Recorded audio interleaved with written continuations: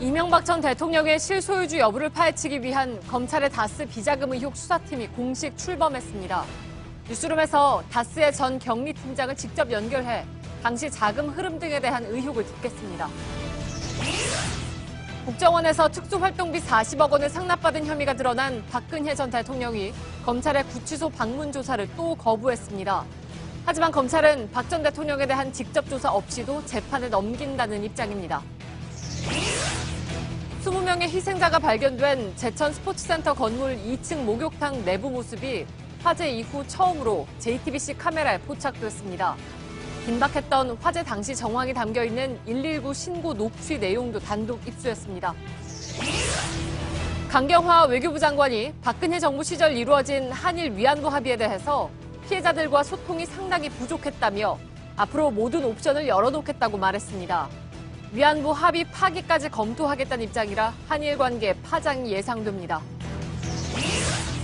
국회의원이 국민들로부터 받는 정치 후원금을 어디에 쓰는지 JTBC가 사용 내역을 입수해 분석했습니다.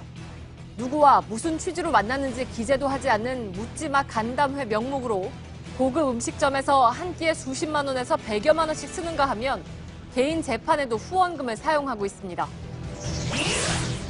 이르면 2019년부터 가사도우미도 4대 보험 혜택과 연차 유급 휴가를 받을 수 있게 됩니다. 정부는 공식 인증을 받은 기관이 노동자를 직접 고용해 각 가정에 서비스하는 제도를 새로 도입하기로 하고 관련 법률안을 내년 임시국회에서 논의하기로 했습니다.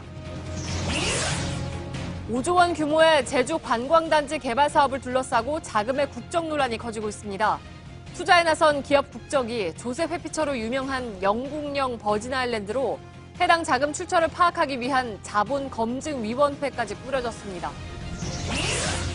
제천 스포츠센터 이면도로 양쪽을 주정차 차량들이 차지하고 있습니다.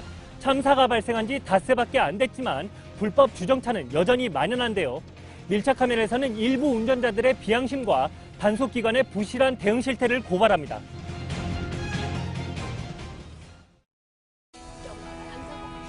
마스크가 필요 없는 세상으로. 내일을 바꾸는 현대 수소전기차. 시청자 여러분, JTBC 뉴스룸을 시작하겠습니다. 이명박 전 대통령의 실소유주 여부를 밝힐 검찰의 다스 전담 수사팀이 오늘 공식 출범했습니다. 수사팀은 2008년 정호영 특검팀의 비리 여부부터 규명하겠다고 천명했습니다. 정호영 특검은 다스의 120억 원 비자금 조성 의혹에 대해서 직원의 개인 비리로 결론낸 바 있습니다. 그러나 저희 JTBC가 보도해드린 대로 당시 특검이 이 전 대통령과의 관련성을 파악하고도 이를 덮었는지 여부를 집중적으로 파헤치겠다는 것입니다.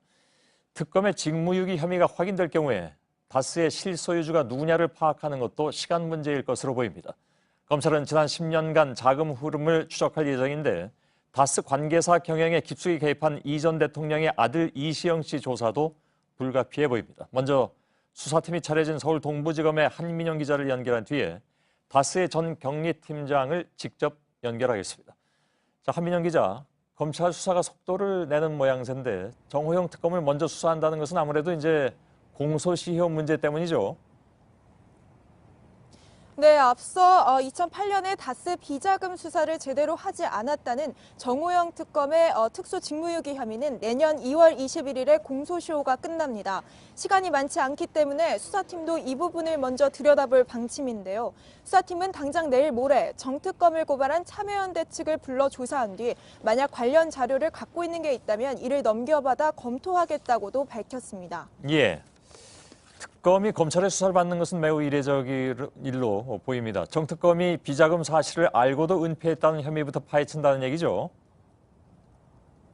네, 정호영 특검은 당시 다스 비자금을 찾아낸 뒤 자금 흐름과 계좌 내역까지 파악했는데도 이를 은폐하려 했다는 혐의를 받고 있습니다.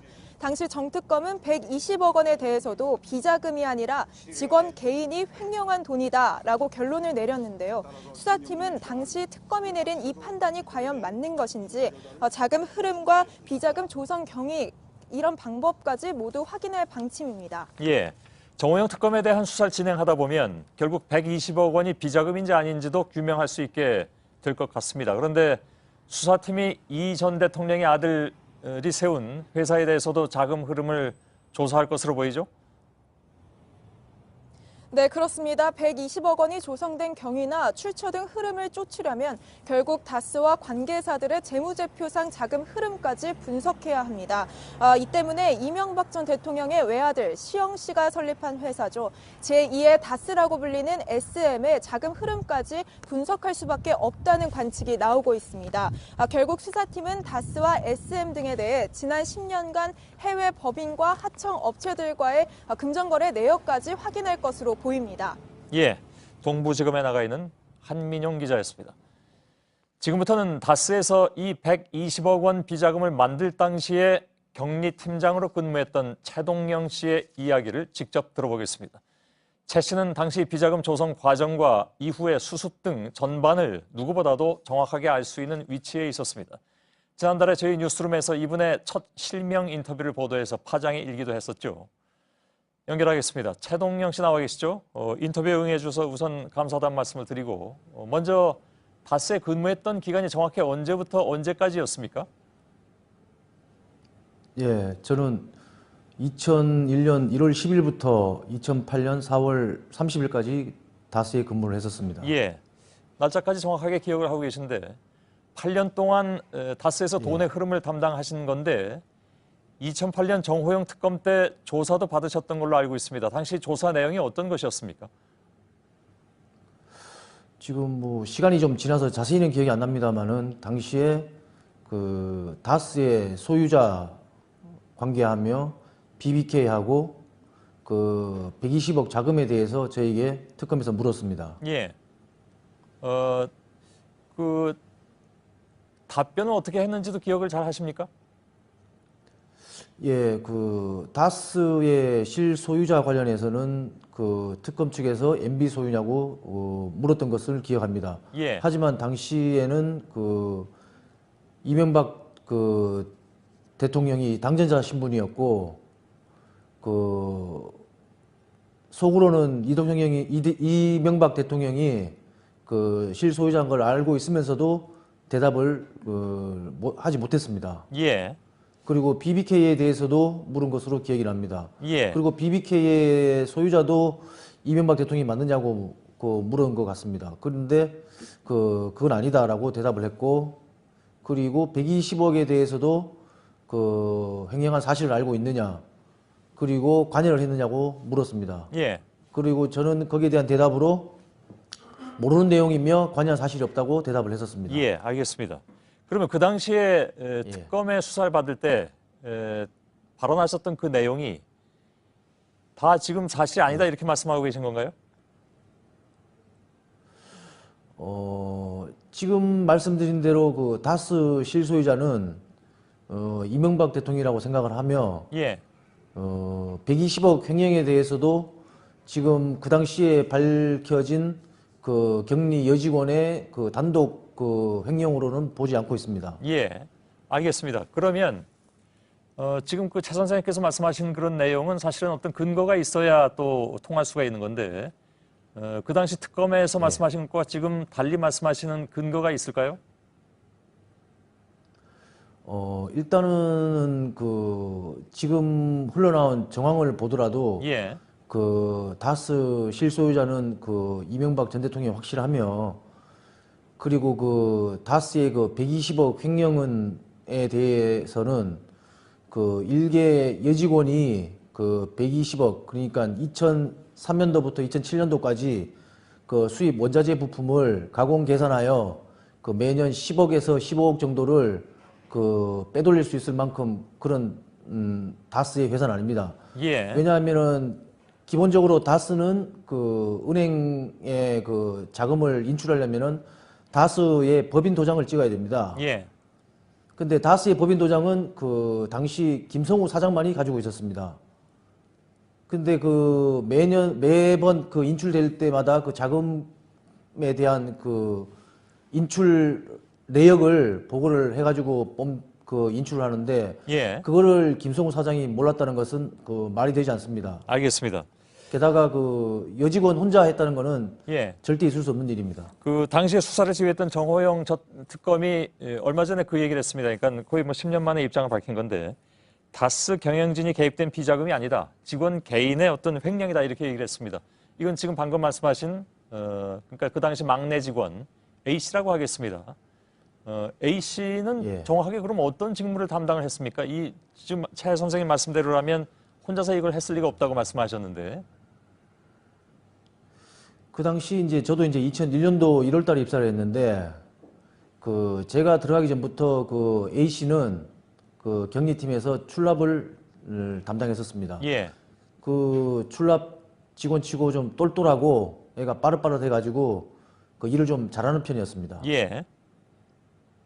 그렇다 하더라도 120억 원을 혼자서 횡령했다라는 것은 그 많은 돈을 혼자서 다뤘다는 것은 상식적으로 이해가 가지 않는다. 말이 안 되는 구조다. 이런 말씀을 조금 아까 하셨고요.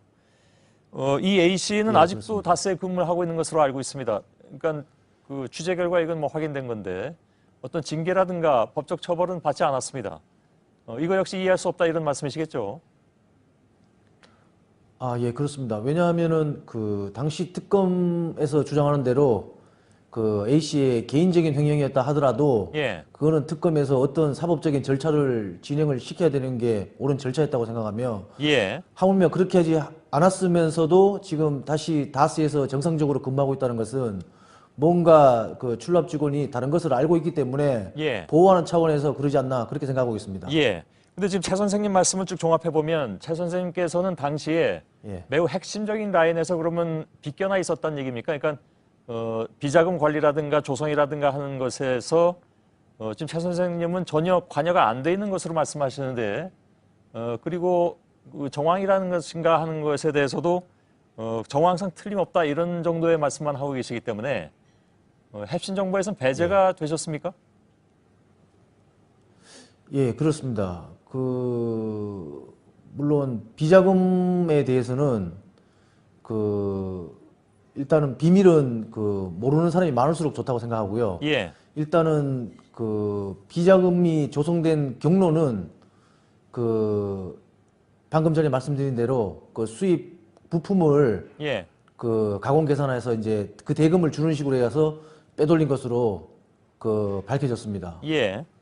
알겠습니다. 그러니까 그 당시에 예. 말씀하세요. 아, 당시에 그 다스는 그 외국에서 그 수입 철판하고 부품을 사오게 돼 있는 구조였는데 예. 그 세금 계산서 없이 그 돈을 뺄 수 있는 아주 중요한 방법 중에 그리고 쉬운 방법 중에 하나가 외국에 돈을 지불하는 것으로 하고 돈을 빼는 것이었습니다. 예, 예. 그 방법을 이용해서 지금 그 80억이 지금 그 횡령으로 드러난 걸로 같습니다. 예, 알겠습니다. 오늘 말씀하신 내용에 따라서는 최 선생님께서 예를 들면 허위사실 발언이라든가 이런 것으로 법적 대응의 대상이 될 수도 있다는 것은 알고 계시죠? 아, 예, 알고 있습니다. 거짓말 예. 하는 거 없습니다. 알겠습니다. 예. 저희가 2부에서는 또 다른 분을 지금 인터뷰하게 돼 있는데 그분은 다른 방향에서 또 말씀하실 텐데 물론 최 선생님과 반대 방향이 아니라 같은 방향의 다른 얘기가 지금 나오고 있는 것으로 알고 있습니다. 그 내용은 이따가 인터뷰를 통해서 알아보도록 하겠습니다. 최동영 씨 고맙습니다. 예. 예, 감사합니다. 예. 구속된 우병우 전 청와대 민정수석이 열흘 만인 어제 구속적부 심사를 신청한 것으로 확인됐습니다.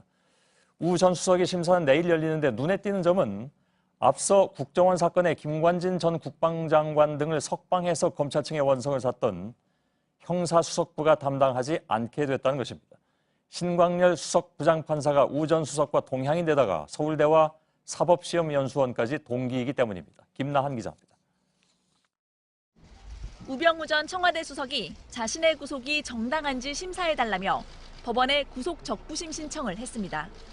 우 전 수석은 추명호 전 국정원 국익전략국장에게 자신을 감찰하는 이석수 전 특별감찰관을 뒷조사하라고 지시한 등의 혐의로 지난 15일 구속됐습니다. 국정농단 사태 이후 세 번째 영장 청구가 받아들여진 겁니다. 법원은 내일 심사를 진행할 예정인데 일정을 잡는 과정에서 담당 재판장을 교체했습니다. 서울중앙지법의 구속적부심 청구 사건은 모두 신광열 수석부장판사가 맡고 있습니다.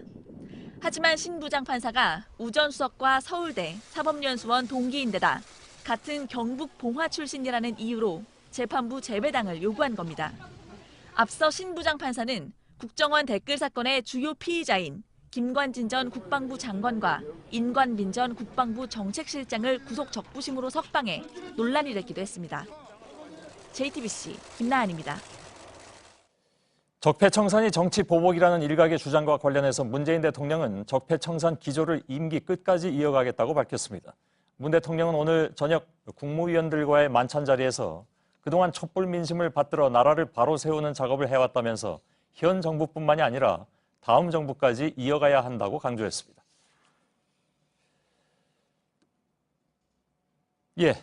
충북 제천 스포츠센터 화재에서 가장 많은 희생자가 나온 건물 2층 여탕 내부 모습이 저희 JTBC 카메라에 포착이 됐습니다. 내부가 비교적 깨끗하고 열에 약한 플라스틱 바가지도 멀쩡했습니다. 유리창을 깨면 화염이 급속히 번지는 현상, 즉 백드래프트의 우려가 있었다는 소방당국의 해명이 군색해졌습니다. 윤정식 기자입니다. 불이 난 건물로 진입하려던 소방관들이 갑자기 폭발한 화염에 나뒹굽니다. 문 밖에 있던 산소가 안으로 들어가 불이 역류하는 이른바 백드래프트입니다. 이 현상은 내부에 화염이 있을 때 일어납니다. 오늘 JTBC가 촬영한 2층 여탕 내부 모습입니다. 플라스틱으로 된 좌식 의자와 물바가지가 멀쩡하고 샴푸와 떼수건도 그대로입니다. 나무로 된 사우나 출입문 손잡이도 멀쩡합니다. 그 흐름은 보이지만 옆에 화염이 있었다기보다는 연기가 들어와 묻은 수준으로 보입니다. 화재 초기 소방관들이 진입하기 위해 2층 통유리를 깼어도 백드래프트는 없었을 것이란 분석이 나옵니다. 결론적으로는 백드래프트가 일어날 가능성은 희박했다라고 판단할 수밖에 없는 거죠. 유족들은 화재 초기부터 유리를 깨달라고 말했습니다. 저 유리만 깨면 사람 살 수 있으니까 유리 좀 깨달라니까 아저씨 뭐 하는 사람인데 나가세요. 아저씨 다치니까 나가세요. 하지만 화재 진압 당시 소방관들은 이런 내부 모습을 알 수는 없던 상황. 화재 진압 이후 모습이라는 결과론으로 당시 현장 대응을 탓할 수는 없지만 가족을 잃은 유족들의 안타까움은 더 커질 수밖에 없습니다. JTBC 윤정식입니다. 화재 당시 119 신고 녹취 내용도 JTBC 취재진이 단독으로 입수했습니다. 특히 건물 안에 갇혀있던 희생자 등의 신고 내용에는 긴박했던 상황이 그대로 담겨 있습니다. 정영재 기자입니다. 불이 난 지 6분 만인 지난 21일 오후 3시 59분 119에 신고 전화 한 통이 걸려왔습니다. 하소동 사우나 숨을 못 쉬어 2층 여자 빨리라고 외칩니다. 2층 여자 목욕탕에 갇힌 여성이 다급히 구조를 요청하는 겁니다. 2층에 10명이 있는데 대피할 곳이 없다는 내용도 있습니다. 전화를 받은 119 대원은 구조대가 올라가고 있다고 말합니다. 오후 4시 10분쯤엔 6층에 갇힌 여성도 신고를 합니다. 앞이 안 보인다. 연기가 안 들어오는 창문이 없다고 말합니다. 옥상으로 대피하라는 119 대원의 말에 옥상이 어딘지 모르겠다며 살려달라고 외칩니다. 이 여성은 결국 숨졌습니다. 충북 제천 스포츠센터 화재 당시 119에 접수된 신고 전화는 모두 32건입니다. 건물 안에서 걸려온 2건 이외에 화재를 보고 밖에서 신고한 29건에도 긴박한 상황은 그대로 담겨 있습니다. 한 신고자는 2층 목욕탕에 사람이 많은데 숨을 못 쉰다고 한다. 빨리 구조해달라고 했고 또 다른 신고자도 건물 창문에 사람이 매달려 있다고 위급한 상황을 전했습니다. JTBC 정영재입니다. 자, 정확한 화재 원인이 과연 무엇인가? 그동안에 여러 가지 얘기가 나왔는데 발화 지점에서 공사가 있었고 온열 등을 사용한 사실까지 확인한 경찰도 지금 수사에 속도를 내고 있습니다. 현장에 취재 기자 나가 있습니다. 조승현 기자, 어제 그 보안 등이 원인이 됐을 가능성을 언급한 바 있습니다. 이와 관련해서 수사가 진전된 부분이 있습니까? 당일 화재가 나기 50분 전까지 건물 관리인 김모 씨는 1층 천장에 얼음 제거 작업을 했습니다. 당초 김 씨는 얼음을 맨손으로 깼다고 진술했었는데 오늘 이 진술이 바뀌었습니다. 얼음을 손으로 깬 게 아니라 다른 방식으로 제거했다고 표현한 겁니다. 경찰은 화재 원인과 직결된 사안이라며 구체적으로 어떤 방식인지는 밝히지 않고 있습니다. 하지만 김 씨가 다른 도구를 사용하지 않았기 때문에 천장 안쪽에 있는 보온 등을 이용해서 녹였고 이 보온 등이 과열되면서 직접적인 화재 원인이 됐을 가능성이 제기되고 있습니다. 예. 소방대원들이 초기에 건물 앞에 LPG 탱크가 터질 위험이 있어서 쉽게 접근을 할 수 없었다 이런 얘기가 나왔는데 이 탱크는 가스 요금을 아끼기 위해서 설치한 것이라면서요? 네, 해당 건물은 원래 도시가스를 사용했습니다. 그러다 지난해 4월 건물 바깥 지금의 저 위치에 LPG 저장 탱크를 설치했습니다. 경영 악화로 도시가스 요금이 수천만 원 넘게 체납되자 값싼 LPG로 바꿨다는 주장이 나왔습니다. 또 탱크는 규정에 맞게 설치됐지만 1년에 한 번 받아야 하는 안전검사는 안 받은 걸로 확인됐습니다. 예, 현장에 나가 있는 조승현 기자였습니다. 이렇게 큰 불이 났는데 관할 소방센터에선 보유한 소방 차량 중에 석 대가 출동하지 못한 것으로 JTBC 취재 결과 확인됐습니다. 그나마 출동한 굴절 사다리차는 소방대원 1명이 혼자 몰고 갔습니다. 이것이 제천만의 문제가 아닙니다. 장비가 있어도 인력이 없어서 출동 못하는 것이 우리 소방의 현실이기도 합니다. 조민진 기자가 취재했습니다. 불법 주차 차량 때문에 가뜩이나 늦게 도착한 사다리차가 이번엔 사다리를 접었다 펴길 반복합니다.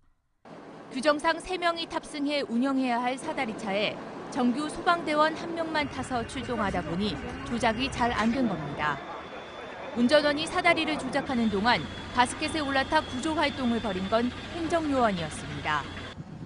이번 화재 현장에서 가장 가까운 제천소방서 직할센터의 경우 전체 소방 인력은 29명, 3교대 근무를 감안하면 실제 근무는 10명이 채 안 됩니다.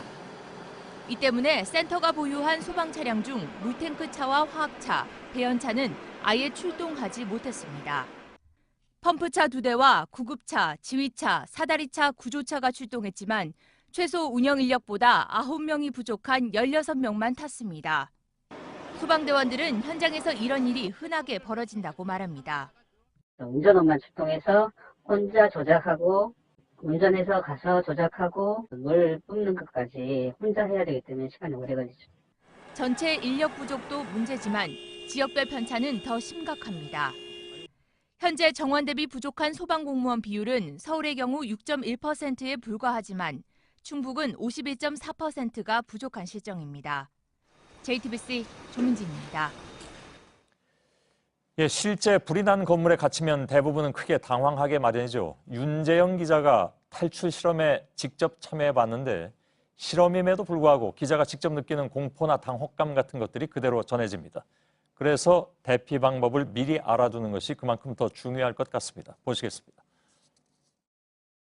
검은 연기가 건물을 집어삼킵니다. 치명적인 유독가스는 호흡을 막고 시야를 가립니다.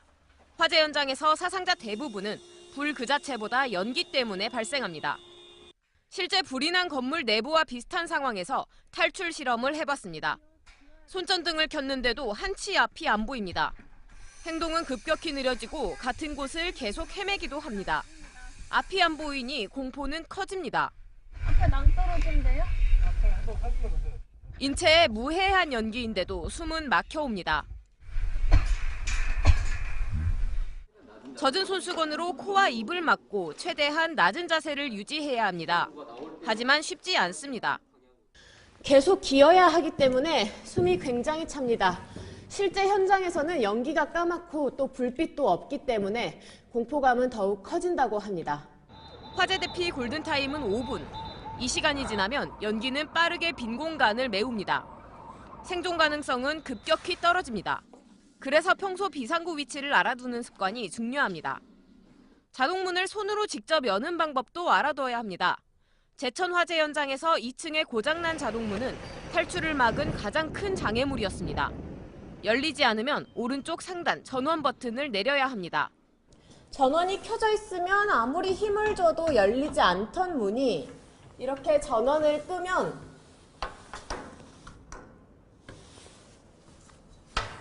적은 힘으로도 쉽게 열립니다.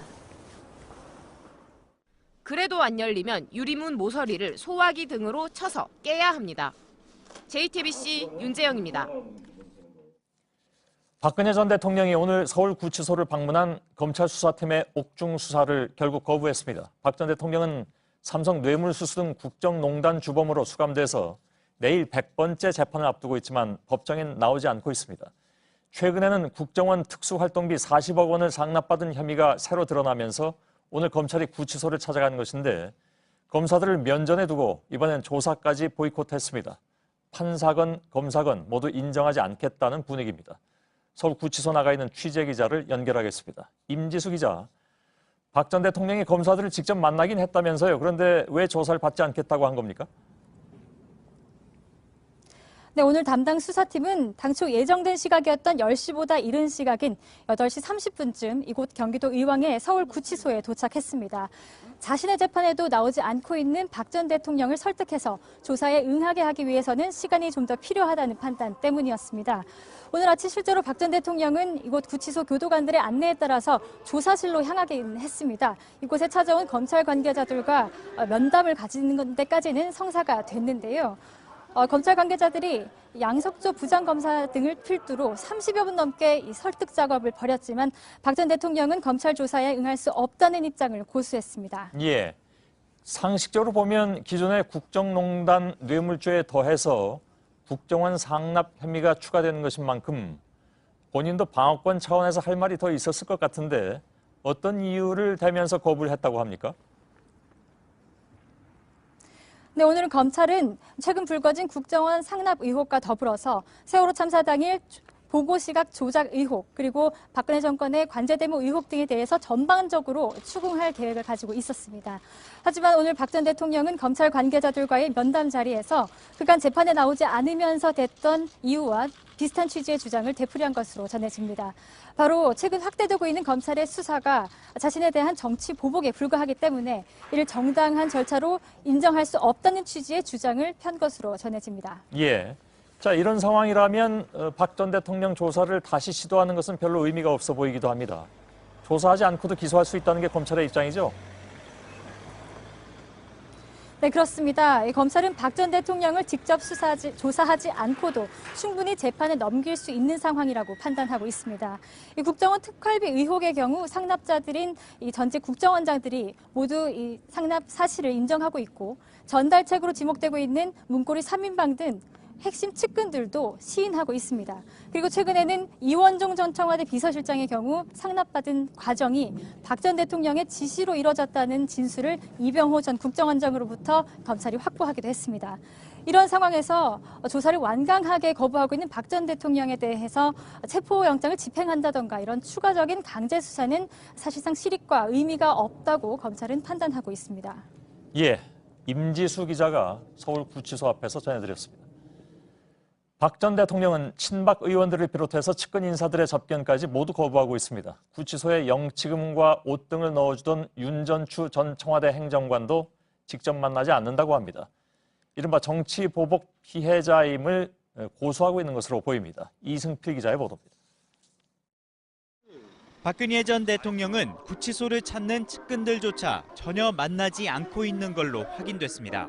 3월 31일 구속되고 난 이후에 현재까지도 면회 관련된 지인 일체 등록을 거부하고 계신 상태예요. 그렇기 때문에 아무도 면회할 수 없고.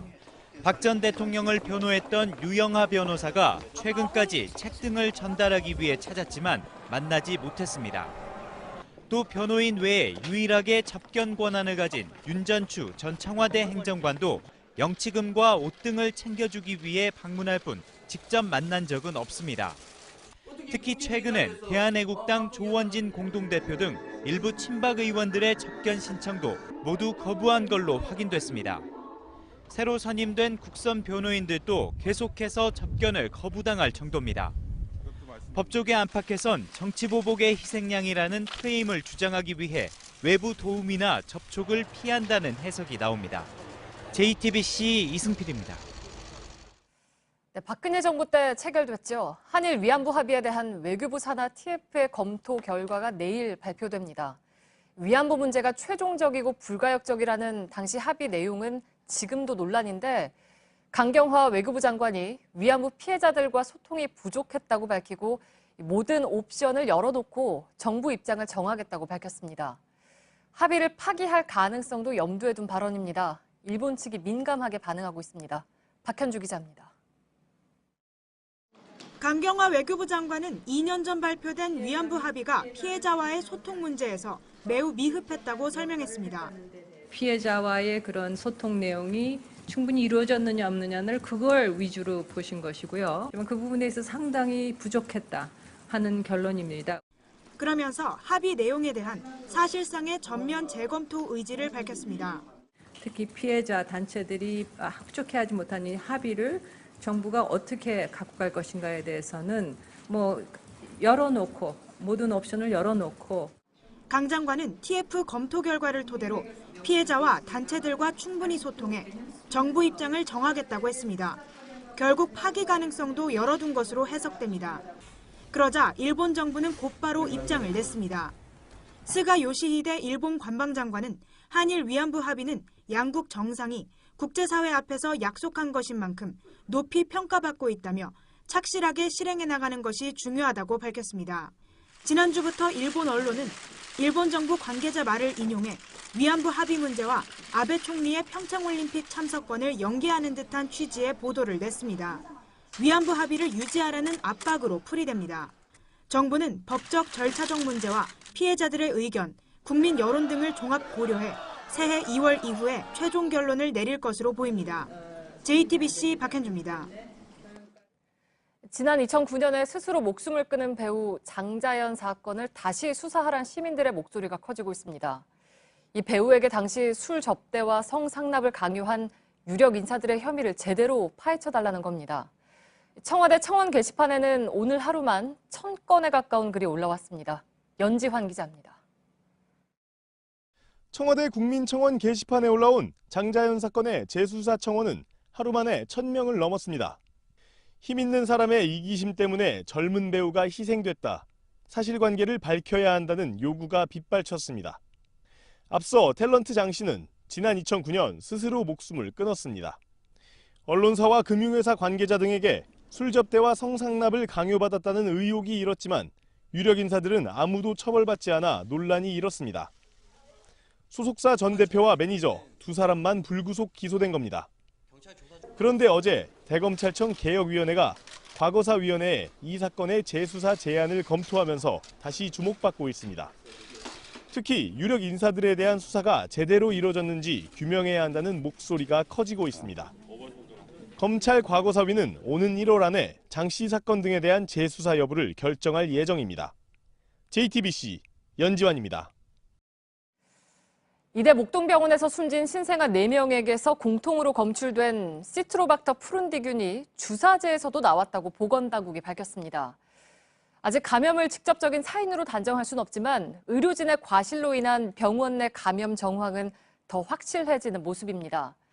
상황이 이런데도 복지부는 내년부터 적용될 3기 상급 종합병원 심사에서 이대 목동병원에 대해 보류 판정을 내렸습니다.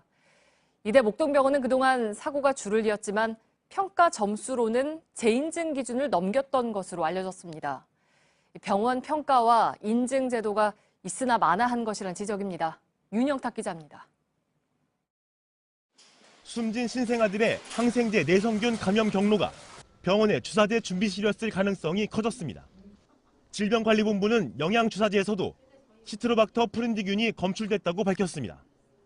신생아 중환자실 준비실에서 수액을 만들 때 오염된 주사약이 섞여 투약됐다는 겁니다. 이 수액을 맞은 5명 중 1명은 감염 징후가 없기 때문에 제품 자체 문제보단 의료진 과실로 보건당국은 보고 있습니다. 인큐베이터와 모포 등에서는 로타 바이러스가 검출돼 병원 측의 감염 관리 부실 의혹도 커졌습니다. 사정이 이런데도 보건복지부는 내년부터 적용될 3기 상급 종합병원 발표에서 이대 목동병원을 보류시켰습니다. 신생아들의 사망 원인과 병원 과실 여부가 가려지면 심의를 다시 하겠다는 겁니다. 그런데 이번 사건만 아니었다면 이대 목동병원이 무난하게 재인증을 받았을 걸로 보입니다. 사고 전까지 진행된 평가에서 기준점을 넘긴 것으로 알려졌습니다. 날벌레 수액 주사 사건이나 신생아 중환자실 간호사의 결핵 확진 판정 등 사고가 이어졌지만 평가엔 제대로 반영이 안 된 겁니다. 이대 목동병원은 2014년 의료기관 평가인증원으로부터 5년간 유효한 인증도 따냈는데 537개 항목 중 만점 비율이 98%에 이르렀습니다. 민간으로 인증 주체가 넘어가면서 병원 평가와 인증이 유명무실해졌다고 전문가들은 지적합니다. JTBC 윤영탁입니다. 문재인 대통령이 취임 직후 공공부문 비정규직 제로를 선언하면서 방문했던 곳이 있습니다. 인천공항공사입니다. 오늘 10,000명에 가까운 비정규직 노동자 대부분을 본사와 계열사의 정규직으로 전환하기로 했습니다. 800여 개의 다른 공공기관들에게도 영향을 줄 것으로 보입니다. 최하은 기자입니다. 청소노동자 정명선 씨는 인천공항에서 10년 동안 비정규직으로 일했습니다. 그 기간 동안 소속 용역업체는 3번 바뀌었습니다. 정 씨는 내년부터 공항 자회사의 정규직으로 일하기로 했습니다. 업체 바뀔 때마다 불안한 게 사실이거든요. 자회사 정규직이 되면 고용 안정은 확보가 되는 거니까 편하게 일을 할 수 있을 것 같습니다. 인천공항공사와 공항 비정규직 노조가 오늘 정규직 전환을 위한 합의문을 발표했습니다. 공사의 용역과 파견 비정규직 노동자 9,894명 중 9,785명이 정규직 전환 대상이며 이는 전체 비정규직 중 99%가 전환되는 것입니다. 소방과 보안검색 등 안전 분야 인력 3,000여 명은 본사 정직원으로 고용합니다. 시설관리 등 나머지 분야 7,000여 명은 별도 자회사를 만들어 정규직으로 전환합니다. 임금 중 용역회사가 일부 떼어갔던 관리비가 없어져 처우는 더 좋아집니다. 모회사와 별도회사 간 차별이 없도록 만든 합의문이 지속적으로 이행될 수 있도록 정부의 관리 감독이 필요하고요. 이번 정규직 전환 정책에 일부 반대했던 기존 정규직 노조와의 이른바 노노 갈등 해결은 아직 과제로 남았습니다. JTBC 최하은입니다. 네, 이르면 2년 뒤부터는 가사도우미도 4대 보험 혜택, 연차 유급휴가를 받을 수 있게 됩니다. 그동안 가사도우미와 관련한 공인된 알선 기관도 없고 비공식적인 구두계약에만 의존을 하다 보니까 고용자나 가사도우미 모두 불안했던 게 사실입니다. 정부가 이 시장을 공식화하겠다고 나선 겁니다. 다만 비용이 올라가는 문제, 또 인력 수급을 어떻게 할지가 관건입니다. 전다빈 기자입니다. 두 아이를 키우는 워킹맘 이모 씨는 지난 9년간 가사근로자의 도움을 받았습니다. 인력 소개소를 통해 적합한 사람을 구하는 것도 어려웠지만 언제 그만둘지 몰라 늘 불안했습니다. 월급으로 지출한 돈 역시 세제 혜택을 전혀 받지 못했습니다. 40만 원 이제 비용이 다달이 나갔었는데 연말정산할 때 하나도 이게 효과를 못 봤었거든요. 준비돼서 다시 좀 환급받을 수 있는 시스템이 있으면 좀 좋겠거든요. 이르면 2019년부터 가사 서비스 시장도 하나의 공식적인 시장으로 인정받게 됩니다. 직업 소개 기관이 단순히 가사 근로자를 알선해주던 것에서 벗어나 정부가 인증한 기관이 직접 고용한 뒤 이용자의 서비스하는 형태가 도입됩니다. 가사 근로자들은 4대 보험, 연차 유급휴가 등 노동자의 권리를 보장받을 수 있습니다. 다만 시장이 공식화하면 부가가치세 등이 부과되면서 비용에선 20%가량 인상 요인이 생깁니다. 정부는 관련 법률안을 내년 2월 임시국회에서 논의하면서 요금 인상을 억제하기 위한 재정 세제 지원 방안을 함께 마련하겠다고 밝혔습니다. JTBC 전다빈입니다. 요즘 얼굴 한 번 못 본 국회의원들이 보낸 문자를 받으시는 분들이 적지 않으실 겁니다. 정치 후원금 좀 내달라는 요청이 대부분이죠. 몇몇 의원들은 읍소형 동영상까지 제작해서 화제가 되기도 했습니다. 이렇게 국민들에게서 받은 돈을 국회의원들은 그렇다면 어디에 쓰는 것일까? 국회의원 300명이 지난해 모금한 후원금 535억 원의 사용 내역을 JTBC 취재팀이 입수해서 확인해봤습니다. 12,700여 페이지의 회계 항목을 분석한 결과 고급 음식점에서 수십만 원에서 수백만 원어치 식사를 하고서 지출 내역에는 간담회라고만 써놓는가 하면 정치 활동에만 쓰라는 정치자금법의 모호한 규정을 이용해서 재판 비용까지 후원금을 쓰고 있었습니다. 먼저 박병현 기자의 보도입니다. 한강이 보이는 곳에 위치한 서울 여의도의 한 고급 일식집입니다. 이렇게 예약자 수에 맞춰 조용한 방에서 식사가 가능해 정치인들이 선호하는 곳이기도 합니다. 이곳의 1인당 코스 요리 가격은 최대 18만 원에 이릅니다. 자유한국당 윤상현, 장제원 의원 등의 정치 후원금 내역서에 여러 번 등장합니다. 윤상현 의원은 지난해 7월 이곳에서 한 끼 식사로만 144만 원을 쓰기도 했습니다. 문제는 누구와 어떤 명목으로 온 것인지가 없다는 겁니다. 윤상현 의원이 간담회 비용으로 썼다고 선거관리위원회에 신고한 후원금 내역입니다. 고급 일식집, 유명 호텔, 한정식집 등 고가의 식당이 줄을 잇는데 지난해 총선 이후 7개월간 간담회 명목으로 쓴 돈만 1,500여만 원에 이릅니다. 정치인이 간담회 식사 비용을 정치 후원금으로 내려면 그 간담회가 정당한 정치 활동으로 인정받아야 합니다. 당연히 참석 대상자, 행사 내용, 영수증 등을 증빙 자료로 제출해야 하는 게 규정입니다. 하지만 어떤 것도 나와 있지 않습니다. 이에 대해 윤 의원 측은 선관위에 관련 자료를 낸 것으로 안다고만 했습니다. 민주당 이상민 의원도 식대 명목으로만 적고 108만 원을 썼습니다. 바른정당 유승민 대표도 정책개발 간담회 목적으로 여의도의 한 고급 중식당에서 한 끼로 166만 원을 냈고 심재철 국회 부의장도 서울 강남의 한 호텔에서 만찬비 명목으로 78만 원을 썼습니다. 모두 묻지마 간담회입니다.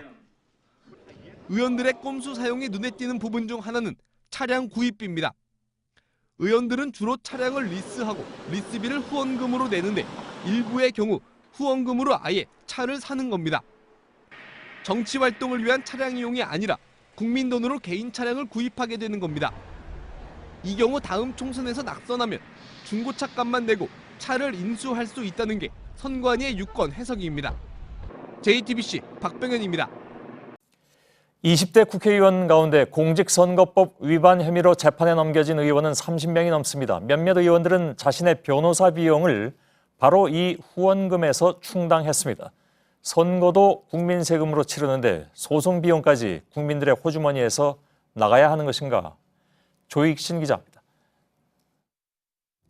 민중당 윤종호 의원의 사무실입니다. 지난 22일 공직선거법 위반 혐의가 확정돼서 이제 곧 사무실을 빼야 할 처지인데요. 윤 의원은 지난해 변호사 선임 비용 2,200만 원을 자신의 후원금에서 충당했습니다. 더불어민주당 김영호, 전해숙, 이원욱, 국민의당 이찬열 의원 등도 정치자금으로 변호사 비용을 댔습니다. 선관위에 따르면 공직선거법 위반이나 명예훼손 등 정치활동에 따른 변론 시 후원금 사용이 불법은 아닙니다. 검찰에서 무혐의 처리를 받은 민중당 김종훈 의원이나 민주당 김영호 의원처럼 합당한 법무 비용을 보전해주기 위해서입니다. 다만 윤종호 전 의원처럼 유죄가 확정될 경우 사적 경비로 사용했다고 해석해 비용을 반납해야 합니다. 하지만 유죄 확정 이후 후원금 환수가 제대로 이루어졌는지에 대해 중앙선관위는 파악하지 못하고 있었습니다. 법조계에서는 유무죄 판결에 따라 소송 비용을 사적, 공적 지출로 구분하는 시스템 자체가 문제라고 지적합니다. 차후에 사용 범위를 명확히 할 필요가 있다는 건데 정치자금법을 손질해야 할 당사자는 국회의원들 본인입니다.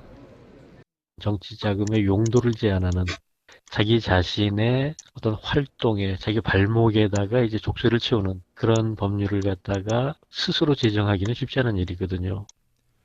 JTBC 조익신입니다. 임종석 비서실장의 아랍에미리트 특사 방문을 놓고 의혹 제기를 쏟아내고 있는 자유한국당이 오늘은 청와대까지 찾아갔습니다. 그러나 청와대 정무수석은 같은 시간에 국회에서 근거 없는 내용이 재생산되고 있다고 반박에 나섰습니다. 이선화 기자입니다. 임종석 UAE 원전 게이트 국정조사 실시하라! 실시하라! 실시하라! 자유한국당 의원 20여 명이 청와대 앞에서 기자회견을 열었습니다. 임종석 비서실장의 아랍에미레트 방문 배경을 밝히라며 국정조사를 받으라고 촉구한 겁니다. 현장에선 새 의혹도 제기했습니다. 현지에서는 공사 대금을 받지 못한 업체가 속출하고 있다는 이야기도 나오고 있습니다. 하지만 한국당이 청와대 앞에 있던 그 시각, 한병도 청와대 정무수석은 국회를 찾아 반박에 나섰습니다. 원전 건설과 관련한 UA 측의 문제 제기는 없었던 겁니다. 친서를 가지고 갔고요. 그리고 논의 사항은 양국 관계의 전략적 동반적 관계를 더욱더 증진시켜 나가자 그 내용을 가지고 이야기를 했던 것입니다. 그러면서 근거 없는 의혹 제기가 앞으로의 원전 수주에 악영향을 줄 수 있다고도 주장했습니다. 또 다른 청와대 고위 관계자도 오히려 UAE 쪽에서 의아해야 한다면서 언론의 추측성 보도 자제를 요청하기도 했습니다. 이런 가운데 UAE 정부 고위 관계자가 내년 초 답방 차원에서 방한한다는 소식이 전해지자 청와대는 확정은 안 됐지만 가능성이 있다고만 입장을 밝혔습니다. JTBC 이선아입니다. 이런 가운데 자유한국당 내부에서는 충돌음이 갈수록 커지고 있습니다. 막말로 당의 명예를 실추시켰다면서 윤리위원회가 류여해 최고위원의 제명을 하기로 하자 류 최고위원은 홍준표 대표에 대해서 모든 걸 폭로하겠다고 나섰습니다. 이서준 기자입니다. 자유한국당 윤리위원회가 류여해 최고위원의 제명을 의결했습니다. 그동안 잦은 막말 논란을 일으킨 걸 문제 삼은 겁니다. 해당 행위 또는 당의 위신을 훼손한 행위가 상당히 심각하다. 표결로 제명으로 결정이 되었습니다. 하지만 류 최고위원은 자신을 쫓아낸 건 홍준표 대표이고 막말은 홍 대표가 더 심했다며 반발했습니다. 막말을 했던 홍준표 대표는 윤리위에 제소되었을 때 바로 당대표라는 이유로 그날 기각되었습니다. 자유한국당은 죽었습니다. 그러면서 내일 북콘서트를 열어 최고위원으로서 곁에서 지켜본 홍 대표의 막말을 모두 폭로하겠다고 예고했습니다. 이런 가운데 홍 대표는 일단 당내 인적 청산 작업을 서두르라고 주문하고 있습니다. 이에 따라 당 조직 강화 특위는 내일부터 73개 지역의 당협위원장직을 교체하는 작업에 착수합니다. 하지만 앞서 바른정당에서 복당한 의원들에게 우선적으로 당협을 맡기기로 원칙을 정하면서 기존 위원장들이 한밤에 홍 대표 집 앞에서 시위를 벌이는 등 이미 파열음이 흘러나오고 있습니다. JTBC 이서준입니다. 바른정당과의 통합 여부를 묻는 국민의당 전 당원 투표가 내일로 다가왔습니다. 투표를 강행하겠다는 통합파도 또 투표를 막아내겠다는 반대파도 호언장담을 하고 있지만 속으로는 걱정이 좀 커 보입니다. 양쪽 모두 분당까지 각오한 상태에서 정말로 그렇게 될 경우에 교섭단체 지위를 놓고 서로 싸움을 벌여야 할 수도 있기 때문입니다. 류정화 기자의 보도입니다. 통합 반대파는 전당원 투표 거부 걸기 대회를 열었습니다. 국민의당을 보수 적폐 복원에 동원하려는 안철수 대표는 대표로서 자격을 잃었다. 투표 금지 가처분을 신청한 의원은 20명입니다. 국민의당 의원 39명 중 과반으로 국회의 교섭단체 기준도 충족합니다. 하지만 분당이 현실화할 경우 한 명만 이탈해도 교섭단체에서 탈락할 수 있어 민감합니다. 통합파도 의원 수가 신경 쓰이긴 마찬가지입니다. 반대파 없이 바른정당과 통합을 할 경우 일단 의석수가 현재보다 9석이나 줄어듭니다. 여기에 통합 과정에서 바른정당 의원 중 일부가 자유한국당으로 돌아갈 거란 전망까지 나옵니다. 일단 안철수 대표 측은 의석수가 좀 줄더라도 지지율은 상승할 것이라고 보고 통합을 강행한다는 입장입니다. 하지만 통합파 내부에선 반대파 20명 중 일부라도 돌아와 주길 기대하는 분위기입니다. 이렇게 의원 수를 둘러싼 양측의 신경전이 치열한 가운데 국민의당은 내일 당의 운명을 결정할 전당원 투표에 돌입합니다. JTBC 유정화입니다. 특혜 논란이 일었던 종교인 과세 시행령이 오늘 국무회의를 통과했습니다. 일반 봉급 생활자들에 비해서 비과세 범위가 너무 넓다는 지적에 정부가 일부 수정을 하긴 했지만 여전히 구멍이 크다는 지적입니다. 시민단체들은 강력히 반발하면서 헌법 소원 준비에 들어갔습니다. 이주찬 기자입니다. 종교인 과세를 위한 소득세법 시행령 개정안이 국무회의를 통과하자 종교투명성 감시센터 등 18개 시민사회단체는 종교인 특혜법이라며 즉각 철회를 요구했습니다. 가장 큰 특혜라고 지적된 건 세금을 물리지 않는 비과세 소득의 범위를 종교인 스스로 결정할 수 있도록 한 부분입니다. 시행령에는 종교활동비는 세금을 물리지 않고 세무조사 대상에서도 제외하도록 명시하고 있습니다. 종교활동비는 한도도 없어 종교단체가 지정만 하면 과세 대상이 되지 않습니다. 특혜 논란이 거세게 일자 정부는 종교단체가 종교활동비를 비롯해 개인에게 지급한 소득 명세를 1년에 한 번 관할 세무서에 제출하도록 시행령을 일부 수정했습니다. 하지만 비과세 혜택은 여전한 데다 세무조사 등 검증도 어려워 일반 납세자에 비해 여전히 특혜가 많다는 비판이 나옵니다. 종교 활동비 명목으로 자기를 위해서 심지어 골프채를 산다든가 그런 비용을 쓴다 하더라도 그 부분에 대해서는 과세가 안 되는 것, 그리고 또 세무조사도 안 되는 것, 이것이 가장 큰 문제입니다. 18개 시민단체들은 시행령이 조세 형평에 위배된다며 헌법재판소에 헌법소원을 제기하는 등 폐지운동에 나설 계획입니다. JTBC 이주찬입니다. 내년에 입주하는 새 아파트가 44만 가구에 달할 것으로 보입니다. 이렇게 되면 역대 최대 규모입니다. 특히 16만 가구가 입주하는 수도권에선 역전세난 깡통주택 같은 공급 과잉의 부작용이 걱정입니다. 이태경 기자입니다. 경기도 김포 한강 신도시의 한 아파트 단지입니다. 연초 2억 4천만 원 안팎 끼던 전셋값이 2억 1천만 원으로 3천만 원가량 떨어졌습니다. 내년 상반기 3천 가구의 새 아파트 입주를 앞두고 기존 아파트에 대한 전세 수요가 줄어든 겁니다. 여기 신규 입주 학부가 내년 1월부터 다음 달부터 있어요. 그러다 보니까 지금 전세가가 좀 내려가는 거고 내년 상반기까지 조금 그런 상황은 있죠. 이처럼 경기도에서는 김포뿐만 아니라 화성, 동탄, 고양, 삼송, 지축지구 등을 중심으로 새로 입주하는 아파트가 16만 가구나 됩니다. 전국 규모로도 신규 입주 물량은 분당, 일산 등 대규모 신도시를 건설했던 1990년대보다 많은 역대 최대치입니다. 신규 입주가 많은 건 최근 몇 년간 부동산 규제 완화 시기에 건설사들이 밀어내기식으로 분양 물량을 늘렸기 때문입니다. 공급 과잉이 현실화할 경우 역전세난으로 집주인이 전셋값을 제때 못 빼줘 세입자와 마찰을 빚을 수 있다는 우려가 나옵니다. 여기에 집값까지 하락하면 집을 팔아도 대출금을 갚을 수 없는 이른바 깡통주택이 양산될 수도 있습니다.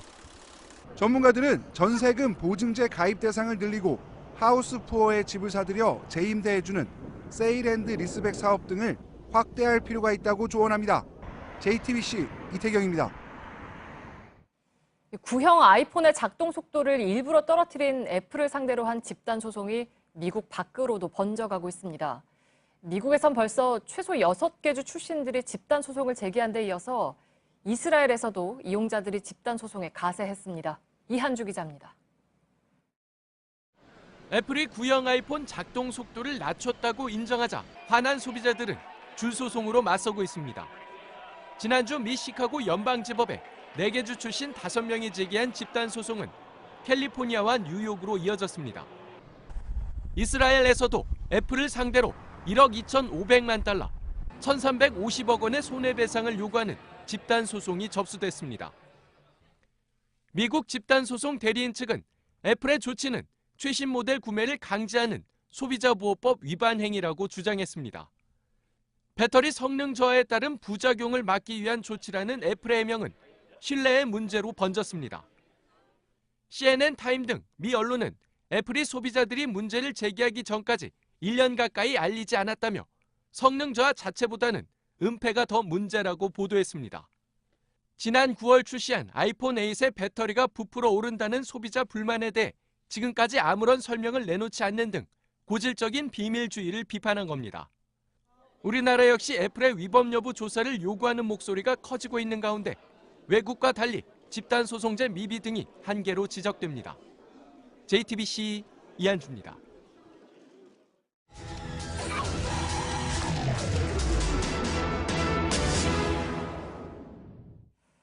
충북 제천 화재 당시 도로에 불법으로 주차된 차들 때문에 구조 작업이 지연돼서 논란이 일었죠. 그런데 화재가 발생한 지 닷새째인 지금도 불법 주정차 실태가 여전합니다. 밀착 카메라 손광균 기자가 다녀왔습니다. 지난주 화재가 발생해 29명의 목숨을 앗아갔던 충북 제천 스포츠센터 주변입니다. 오늘로 참사 닷새째인데요. 제가 지금 걷고 있는 이 골목은 이 아래쪽에 보이는 것처럼 중앙선이 있는 왕복 차선입니다. 하지만 지금은 양옆에 이렇게 차들이 세워져 있는데요. 바닥을 보면 이 주차장 표시가 별도로 있는 게 아니라 일반 차선에 그냥 세워놓은 겁니다.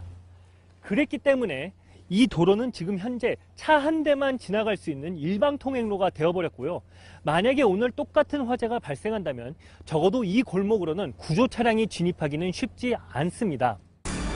세워진 차량 사이로 승용차 한 대가 가까스로 지나갑니다. 맞은편에서 차라도 오면 지그재그로 고개 운전을 해야 합니다. 참사 당일에도 스포츠센터 앞에 세워진 차 한 대 때문에 구조 작업이 크게 지체됐습니다. 소방차는 여러 번 진입을 시도했다가 결국 주변 골목으로 돌아 반대쪽으로 올 수 있었습니다. 가장 빠르게 우회할 수 있는 길로 운전해봤습니다. 약 500m를 돌아가는 동안 도로 곳곳에는 세워놓은 차들이 나옵니다. 단속 구역도 예외가 아닙니다. 스포츠센터에서 딱 한 블럭 떨어진 도로입니다. 도로에는 이렇게 주정차 단속 구간임을 알리는 경고판까지 있는데요. 모퉁이만 돌면 곧바로 이 불법 주정차된 차량을 확인할 수 있습니다. 취재진을 본 운전자는 곧바로 현장을 떠납니다. 예, 근데 여기가 주차하면 안 되는 공간인 건 아셨어요? 아셨어요? 이곳의 불법 주정차는 어제 오늘의 일이 아닙니다. 참사 이튿날 촬영한 영상에서도 뻥 뚫린 구간은 찾기 어렵습니다. 단속용 CCTV가 설치된 곳도 불법 주정차 차들을 쉽게 찾을 수 있습니다. 참사 현장에서 불과 몇 분 떨어진 이 초등학교 앞의 골목입니다. 위에는 무인 카메라로 불법 주정차를 단속 중이라는 안내와 이 아래쪽에는 적발 시에 견인을 할 수도 있다는 경고까지 있는데요. 여전히 세워져 있습니다. 한번 차주한테 직접 전화를 걸어서 왜 세워놨는지 물어보겠습니다. 지금요, 은행에 잠깐 들어가서요, 농협에. 여기 옆에 주차장이 있어서 주차장 이용하시면 되지 않나요? 글쎄요, 그렇긴 한데, 여기 잠깐이란 데서 금방 들어가는. 차를 세워둔 또 다른 운전자는 취재진을 보고 뒤늦게 차를 뺍니다. 지금 이 시간에 아직 안 차가지고. 자리는 좀 있는 것 같은데요? 갈게요. 부족한 주차 공간부터 해결해야 한다는 목소리도 나옵니다. 주차 공간이 없어가지고 그래요. 단속은 뭐 지방이라서 그렇잖아요. 이게 다 이게 뭐 어디 뭐 주차할 때를 만들어 놓고 단속을 해야지 그런 것도 없이 단속만 해도 되겠어요.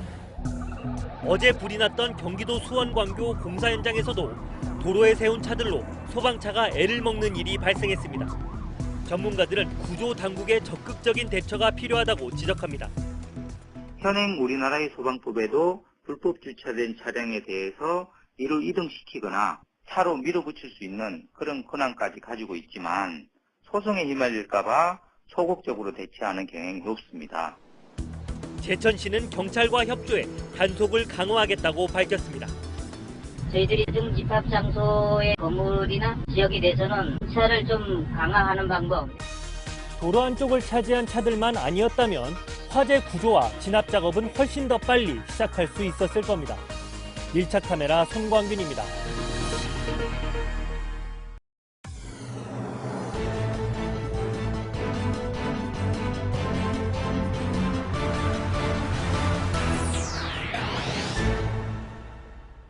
뉴스룸의 앵커 브리핑을 시작하겠습니다.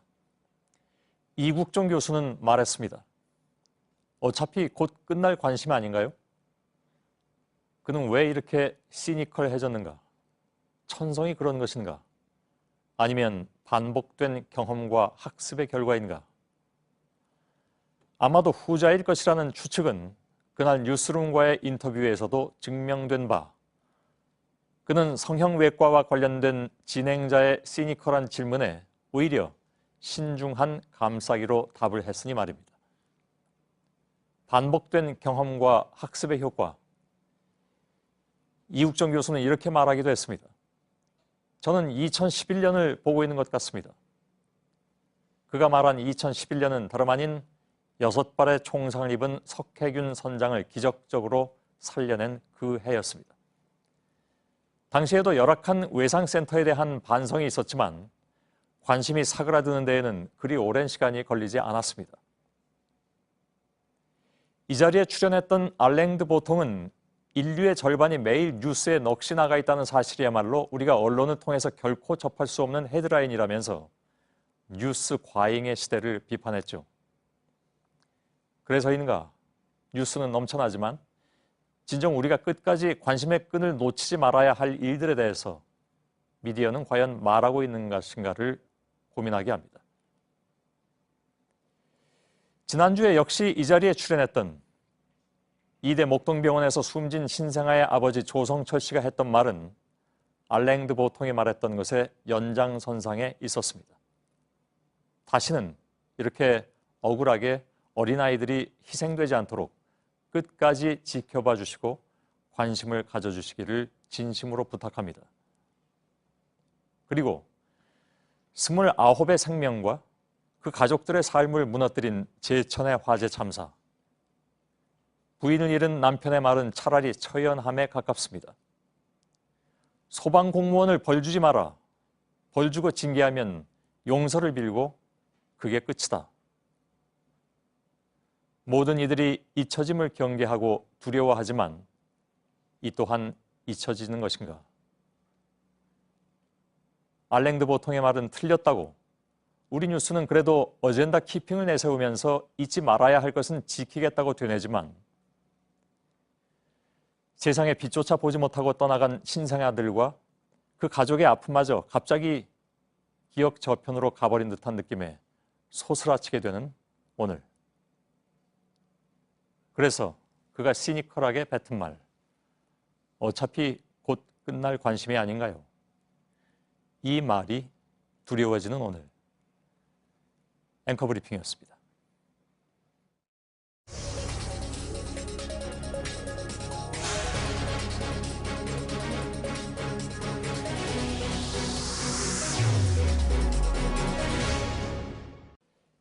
일부에서 다스의 실소유자 논란과 관련해서 검찰의 120억 비자금 수사 속보와 함께 최동영 전 다스 경리팀장 인터뷰를 진행을 했습니다. 예고해드린 대로 지금부터는 또 다른 핵심 관계자 한 분을 더 인터뷰하겠습니다. 오늘 본인 요청에 따라서 이번에는 익명으로 말씀을 해주시겠습니다. 이분은 다스에서 총무, 의전, 인사, 노무 등 담당 실무자로 오랫동안 근무하셨던 분입니다. 연결하겠습니다. 나와 계시죠? 예, 안녕하십니까. 예. 먼저 이렇게 어려운 인터뷰에 응해 주셔서 감사의 말씀을 드리겠습니다. 예. 앞서 그 최동영 전 다스 경리팀장을 인터뷰했는데 혹시 보셨습니까? 제가 처음부터 못 보고 좀 다른 일이 있어가지고 중간에부터 봤습니다. 인감도장부터인가 그때부터 봤습니다. 예, 그 최동영 씨의 증언에 대해서는 대체적으로 좀 동의를 하시는 편이시죠? 예, 제가 100% 동의합니다. 아, 그렇습니까? 그리고 인감도장 관련해가지고는 김성우 사장님이 직접 권고해서 보관을 하고 계십니다. 예.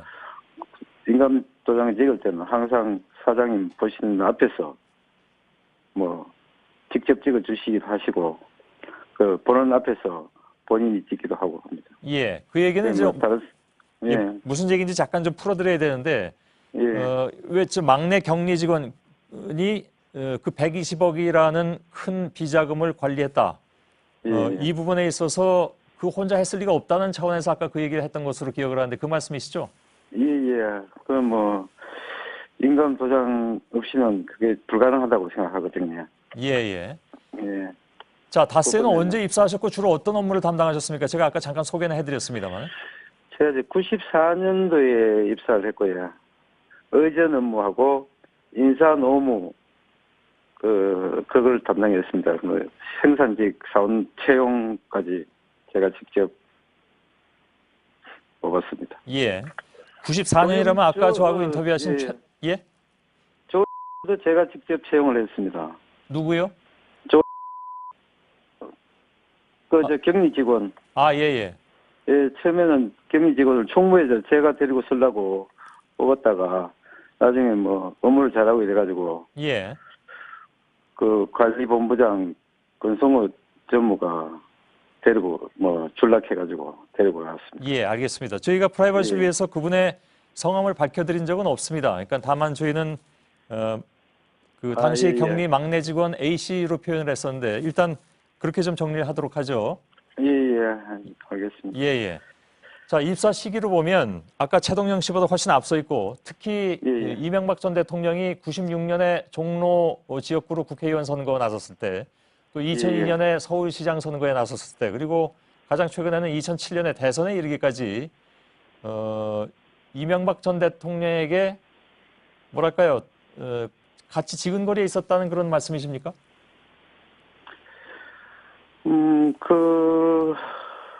근무하면서 다 이루어진 사항이라 가지고 다 기억은 합니다. 예.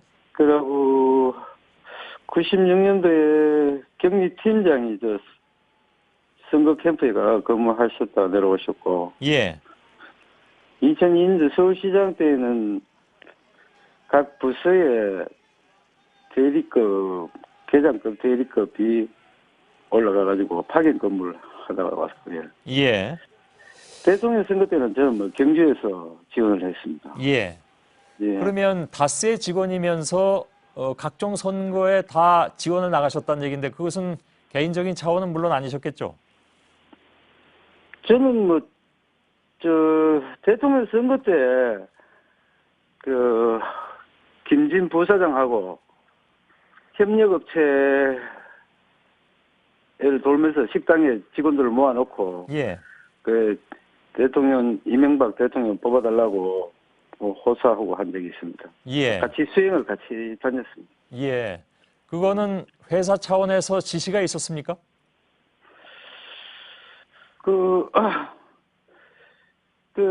부사장이 MB의 제매에다가 그런가 그래가지고 뭐 자발적으로 나서가지고 한 것 같습니다. 부사장이요? 예. 부사장이 MB 그러니까 이명박 전 대통령을 지원을 했고 그 과정에서 밑에 직원들을 동원했다 이런 말씀이신가요? 아니요, 밑에 직원들은 서울 시장 선거 때 하고 그때 올라갔고요. 예. 대통령 선거 때는 뭐 올라가고 이런 건 없었습니다. 예, 알겠습니다. 예. 전 다스 핵심 관계자들의 말에 따르자면 회사에서 비자금을 만들어서 선거 자금을 조달하기로 했다 이런 얘기가 나왔습니다. 이런 돈을 만드는 방법은 주로 어떤 것이었습니까, 그러면? 저는 뭐 격리 업무를 본 적이 없어가지고 그건 잘 모르겠는데 예. 신화는 없다 뭐 책을 그때 대량으로 구입해가지고 뭐 경주 지역에도 뿌린 적이 있고요. 예.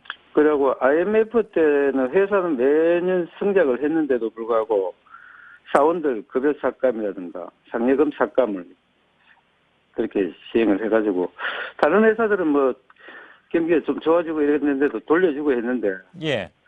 그 다스는 그런 적이 없습니다. 돌려주고 있는 적이 없었습니다. 예, 알겠습니다. 비자금 협력업체 뭐 제품 단가를 갖다가 조정해가지고 그런 게 있겠나 싶습니다. 예. 그 비자금 조성 방법에 대해서는 아까 경리팀장을 맡으셨던 최동영 씨가 일정 부분 얘기해 주신 부분이 있습니다. 일단 그걸로 가름하겠습니다. 저는 뭐 그 사실은 돈 관계는 잘 모릅니다. 예.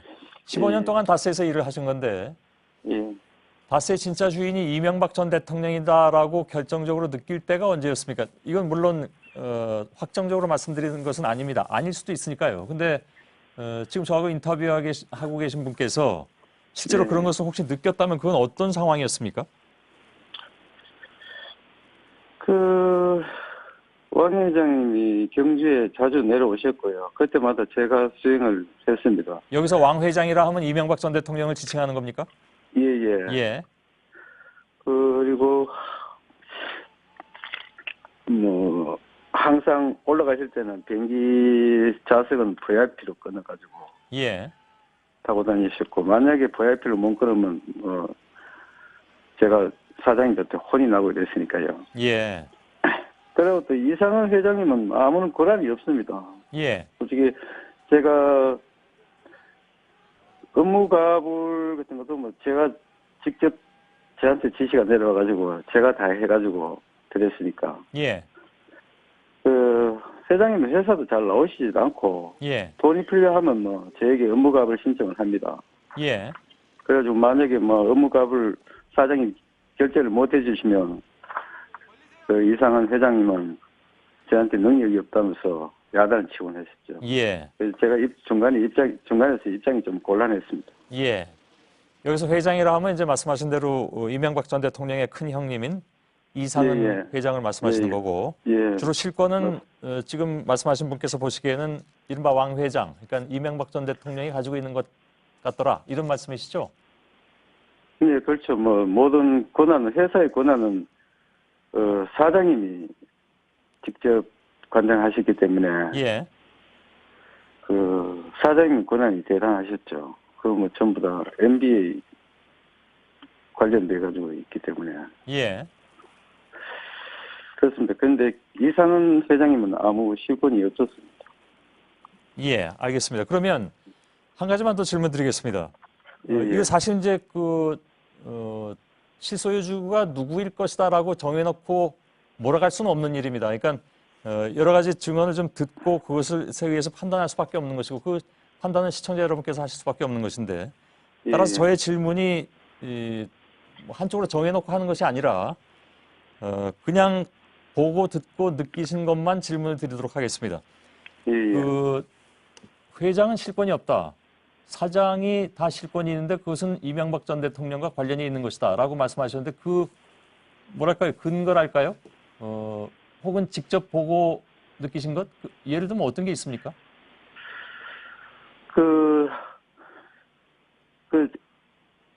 왕 회장님 내려오실 때는 항상 사장님이 옆에 수행을 하셨거든요. 예. 뭐 제가 운전을 하고 사장님은 앞좌석에 앉아가지고 항상 지시를 받고 했습니다. 예. 아, 왕 회장의 지시를 사장이 받더라 그런 말씀이신가요? 예, 예. 예. 그리고 혹시 그 지시 중에 기억나시는 게 있으십니까? 지시는 뭐 차에서 지시는 뭐 안 하고 저 회사에 오셔가지고 예. 그 공장을 둘러보시고 난 뒤에 저는 뭐 뒤에서 따라다녔고 예. 두 분이 같이 이야기를 나누시고 나중에 결정을 사장님이 저한테 지시를 내려가지고 수행을 했습니다. 예. 알겠습니다. 더 기억나시는 사안이 있으면 나중에라도 저희들과 함께 좀 더 얘기를 나누실 수는 있겠죠? 예, 예. 예, 예. 잘 알겠습니다. 예. 감사합니다. 예. 고맙습니다. 지금까지 다스에서 총무, 의전, 인사, 노무 등을 담당하셨던 실무자 한 분을 직접 연결해서 얘기를 들었습니다.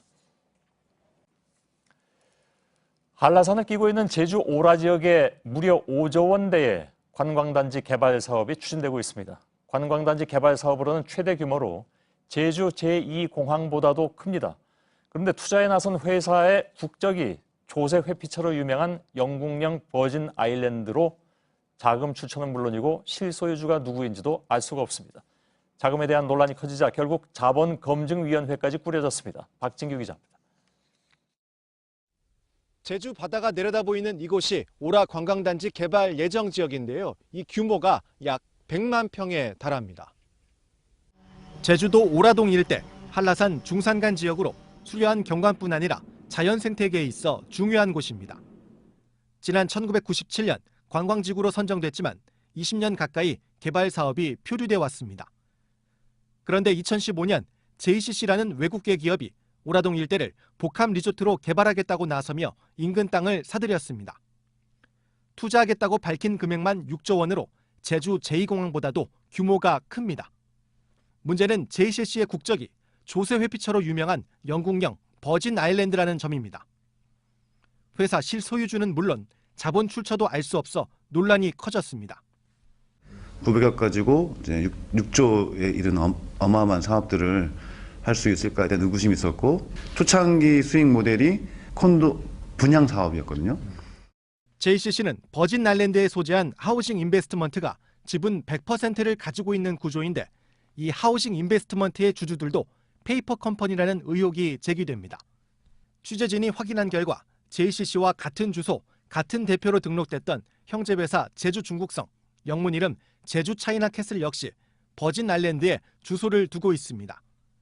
특히 이곳은 국제탐사보도 언론인협회가 전 세계 부유층의 조세 회피 현황을 폭로했던 파나마 페이퍼스에도 등장하는 주소지입니다. 제주 중국성 국내 법인의 경우 중국 최대 철강회사 오너가 대표이사를 맡았던 것으로 드러나기도 했습니다. 그 기업은 도대체 지금 돈을 어디서 갖고 오냐고 했을 때는 아무도 해준 게 없거든요. 들리는 썰에 의하면 뭐 중국에 있는 모 그룹이 거기에 돈을 대주고 있다더라. 논란이 커지자 제주도에선 전문가들로 구성된 자본검증위원회를 꾸렸습니다. 어떤 그 재원 조달에 적정성이 있는 건지 이런 거를 전문가들이 철저히 들여다본 이후에 법정 절차를 진행하도록. 국내 최대 관광단지 개발 사업을 추진하는 지금의 실소유자가 밝혀질지 주목됩니다. JTBC 박진규입니다. 이처럼 조세 회피처 자금이 밀려오면서 국내 주식시장에서도 피해자들이 늘어나고 있습니다. 투자한 돈이 조세 회피처로 사라지고 있는데 정작 책임을 물을 수 없는 황당한 상황이 벌어지고 있는 것이죠. 전영희 기자입니다. 지문인식 전문기업인 IE가 홍콩 재벌 2세 소치온 씨에게 인수된 건 지난 2012년입니다. 이후 신규 사업에 진출하겠다고 나서며 주가도 크게 뛰었습니다. 특히 지난해엔 한 모바일 광고 회사를 인수하겠다며 1,000억 원대의 투자금을 추가로 유치했습니다. 그런데 인수한 회사의 주주는 버진 아일랜드 국적의 페이퍼 컴퍼니였습니다. 문제는 페이퍼 컴퍼니로 흘러간 투자금 대부분이 손실 처리되며 사라진 겁니다. 들어보지도 못한 나라에 실체 없는 이런 회사들을 통해서 1,000억이라는 큰 자금의 행방이 어디로 왔는지 알 수가 없는 이런 상황. 고도의 금융 기법으로 포장한 금융 사기극에 지나지 않는다라고. 최근 5년간 1,700억 원 이상의 손실을 기록한 IE는 지난 20일 코스닥에서 퇴출됐습니다. 대표였던 소치오는 홍콩으로 출국했습니다. 현재 피해자만 17,000여 명, 피해 규모도 1,000억 원이 넘습니다. 이혼까지 하면서 가정 파탄이 나는 경우도 지금 생기고 있고요. 그래서 노숙자 신세까지 전락하는 상황까지 지금 이르는 주주들도 있습니다. 회사 측은 투자자들에겐 미안하지만 불법 행위는 없었다고 해명했습니다. 취재진이 확인한 결과 서울지방국세청 국제조사관리과도 조세 회피처로 흘러간 자금을 들여다보고 있는 것으로 파악됐습니다. 이달 초 국세청은 조세 회피처를 통해 돈을 숨기거나 탈세한 사람들에 대해 조사에 착수했다고 밝힌 바 있습니다. 현재 조세 회피처 국적의 투자자가 국내에 투자한 주식은 100조 원이 넘습니다. 전문가들은 소액 투자자들의 피해를 막기 위해 페이퍼 컴퍼니를 더 철저히 검증해야 한다고 지적합니다. JTBC 전영입니다.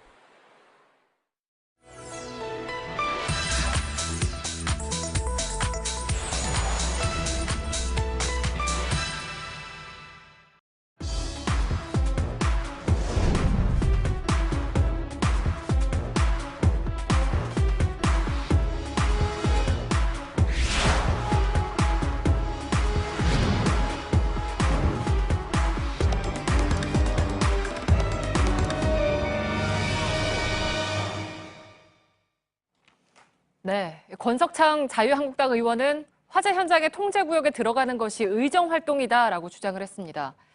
반면에 법 위에 군림하는 존재가 아니다라는 반박과 갑질이다라는 비판 여론이 일고 있습니다. 과연 이걸 의정활동이라고 봐야 할까요? 팩트체크해서 살펴봤습니다. 오대영 기자, 국회의원이면 문제가 없습니까? 아닙니다. 문제가 있습니다. 네. 국회의원의 의정활동 범위가 어디냐는 것은 결국 적법성 여부에 달렸습니다. 헌법과 법률을 초월할 수 없기 때문입니다. 권 의원은 애초에 국회의원 신분만을 내세우면서 통제구역에 들어가려고 했습니다. 하지만 소방기본법은 출입과 조사 권한을 엄격하게 제한하고 있습니다. 현장을 보존하고 제대로 감식하는 것이 사건의 진실을 밝히는 데 결정적이기 때문입니다. 네, 그러니까 제천의 경우에도 스포츠센터가 아직 감식이 끝나지 않은 상황이잖아요. 네. 그러면 통제 구역에 들어갈 수 있는 사람은 누구고 또 그 절차는 어떻게 되어 있습니까? 우선 소방 공무원이어야 됩니다. 네. 그리고 그중에서도 소방청장이 실시하는 화재 조사 시험 합격자여야만 합니다. 이들은 화재 현장 출입 시에 권한이 적힌 증표도 반드시 소지를 해야 합니다. 권 의원은 여기에 해당하지 않아서 제지를 받게 됐던 겁니다. 네, 그러니까 지역구 의원이어도 특별히 다르지가 않습니까? 네, 똑같습니다. 네, 그러니까 결국 권 의원 같은 경우에는 배지를 달았다라고 주장을 했는데 소방법에서 봤을 때는 증표 그리고 이런 국회의원 배지가 별 관련성이 없는 거군요. 맞습니다. 그래서 국회의원이라는 이유만으로 현장에 임의로 들어가서 조사하는 것은 안 된다는 것이죠. 네.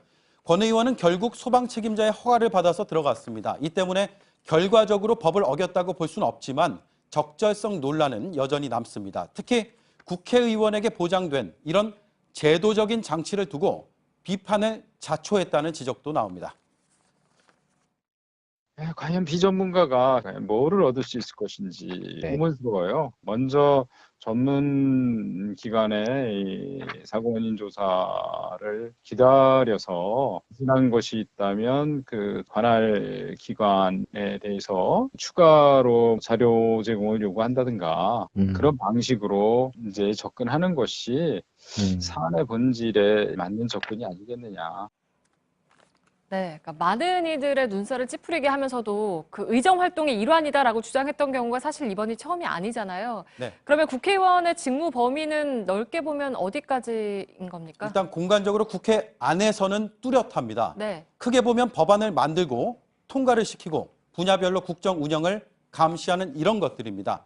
이런 국회 내 의정 활동에 대해서는 발언과 표결에 책임을 지우지 않는 면책 특권이 보장되어 있습니다. 반면에 국회 밖의 활동은 명확하게 정해지지 않았습니다. 무엇보다 국민의 선택을 받는 국회의원이기 때문에 법적 권한과 그 한계를 명확히 인식해야 한다고 전문가들은 말하고 있습니다. 네, 팩트체크 오대영 기자였습니다.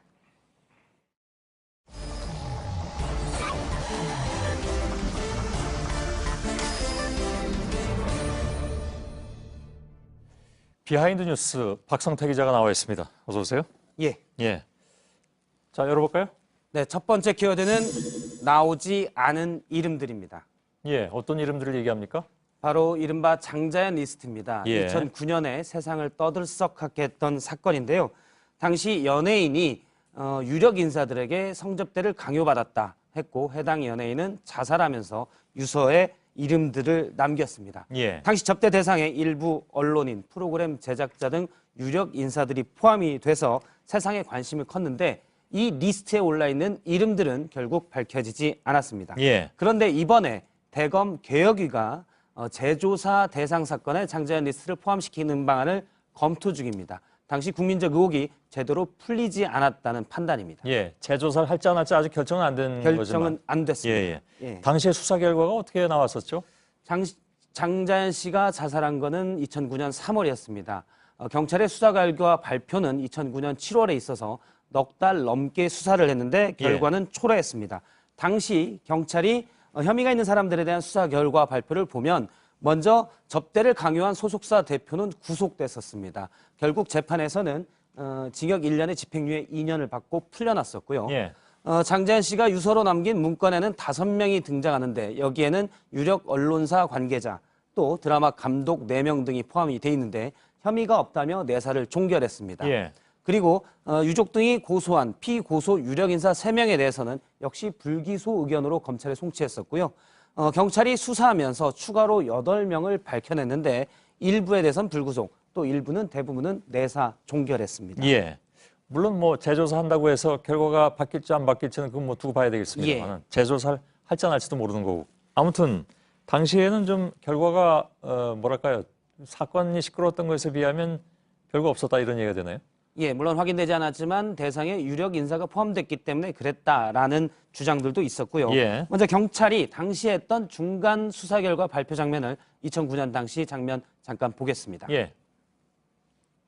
기록된 부분에 대해서도 확인한 바 박봉공 씨는 A 씨를 알지 못한다고 하고 관련 참고인들의 진술을 종합해 보아도 혐의 없는 것으로 확인되었으므로 불기소 처분했습니다. 지금 보면 알 수 있듯이 가장 강력한 증인인 피해자 장자연 씨가 자살한 이유여서 당시 증인들 또는 혐의 대상자들이 난 잘 모른다. 그러면 별다른 수사를 하지 않고 넘어간 정황들을 확인할 수 있었습니다. 예.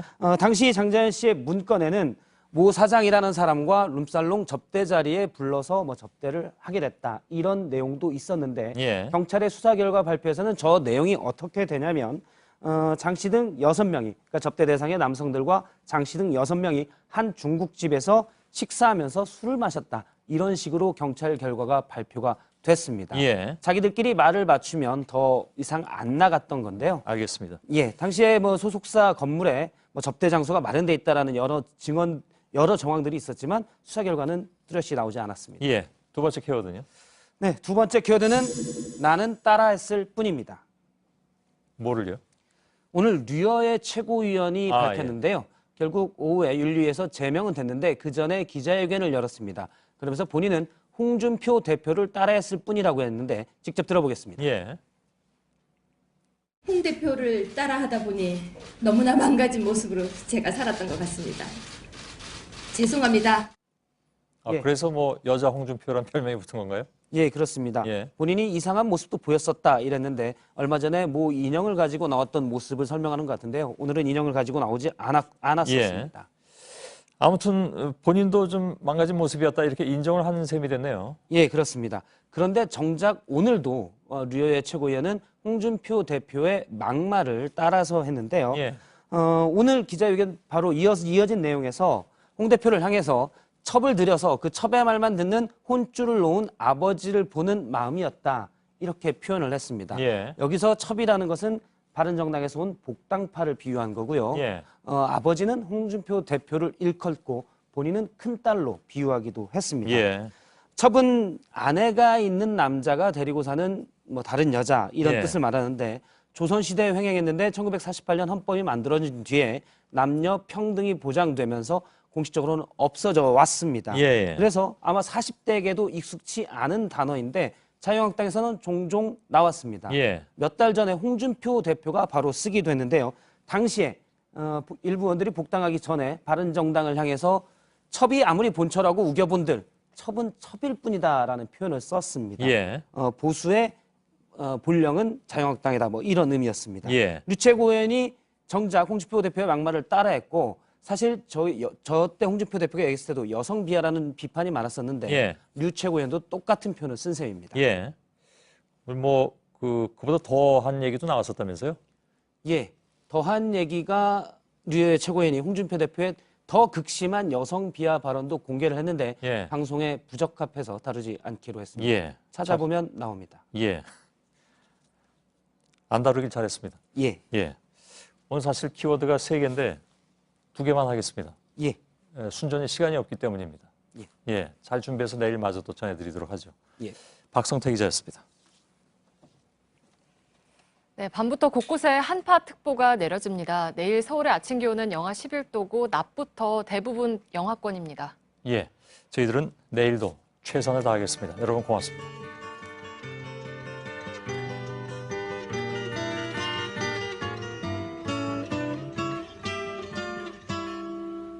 If I could save time in a bottle, the first thing that I'd like to do is to save every day till eternity passes away, just to spend them with you.